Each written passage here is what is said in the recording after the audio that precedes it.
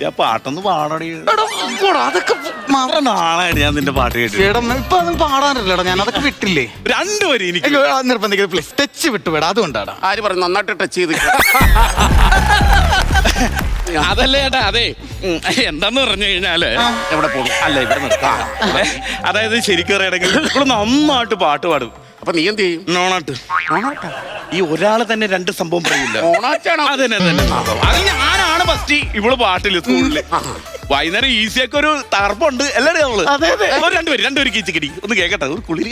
ശരിയാവോന്ന് അറിയില്ല, എന്നാലും നിനക്ക് വേണ്ടി മാത്രം. എനിക്ക് വേണ്ടിയേ.